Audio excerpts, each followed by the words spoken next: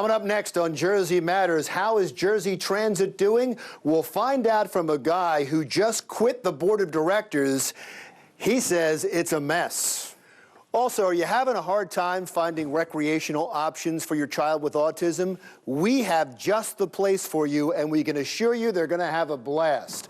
Also, we want to wish happy birthday to one of the most famous New Jerseyans in history. We'll tell you who it is next, because Jersey Matters.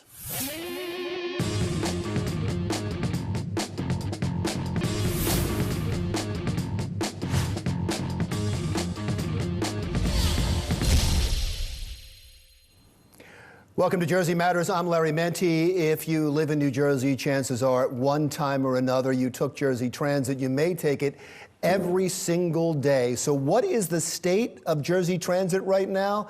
Here's a gentleman that knows more than most. Bruce Meisel is the former New Jersey Transit Vice Chairman. Thank you very much, sir, for being here.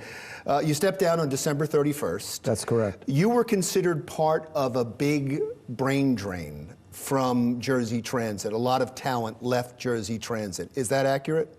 Well, it's a little flattering that I'm considered that, but if I am. But aside from me, yes. But you weren't the only one. No, I wasn't the only one.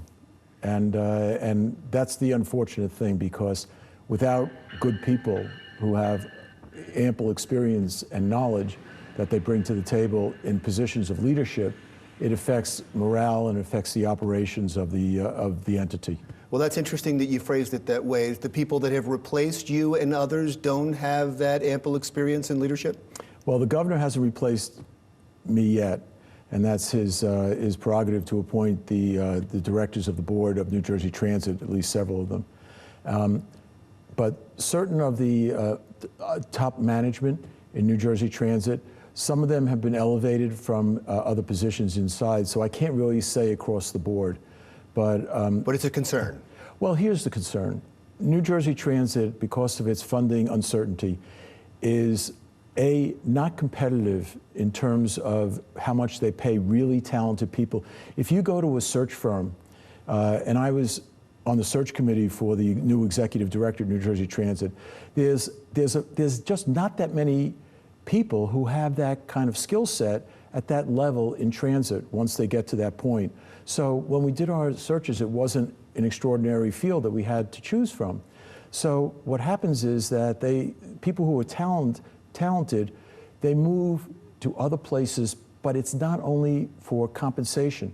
They move to places where they know they're going to have continuity in management, where they know that the state is funding them, or they have a revenue source that's reliable, and they want to be in a place where they can be rewarded, not necessarily in terms of compensation, rewarded and enjoying their work. Let me get to the funding in a second, but in 2 minutes you painted an extremely bleak picture.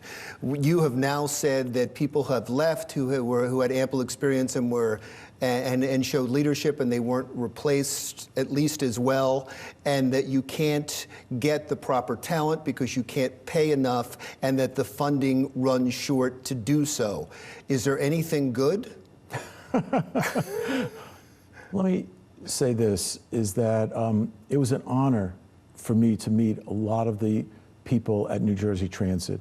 One of the first things I did when I became vice chairman of the board was I went to the train maintenance facility at Kearny, which was the one that was flooded.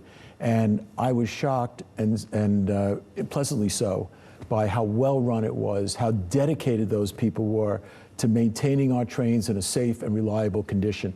So out of the 11,000 employees at New Jersey Transit, over the years, I can't say I met any place near, more than 1,000 of them, but they're good people, they're dedicated people, they're dedicated to transit. We as a state need to do a better job in supporting them. The New York Times in October of last year did a huge piece about New Jersey Transit and said that it once was an example for the world. It was once one of the best transportation systems in the world, and it's in major decline. It needs new infrastructure. It needs new leadership. It really condemned New Jersey Transit as a failing entity. Is that fair? I would say it's accurate to say it was once the example. New Jersey Transit moves 990,000 people a day, over the largest area for transportation network in the entire country.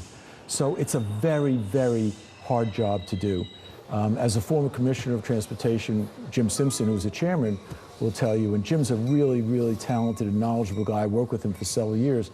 It's like American Airlines with wheels. It's a very complicated entity.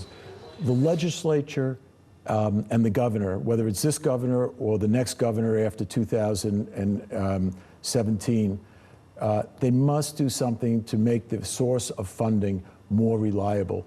New Jersey Transit is a hybrid. It runs like a business. We take in revenue, we take in substantial revenue from fares, and we have substantial expenses. It's not adequate to fund the operation. It's not a standalone entity. Does the New Jersey Transit, as an entity, need more autonomy from the governor's office? I think that the whole organization could use more autonomy from the political process. I think that's a fair way to state it. I think it would operate better if it had more autonomy and it could make decisions that were purely business and in the interests of the residents and the commuters, rather than also have politics. You know, politics and money is a tough combination. The business model as it stands now is broken.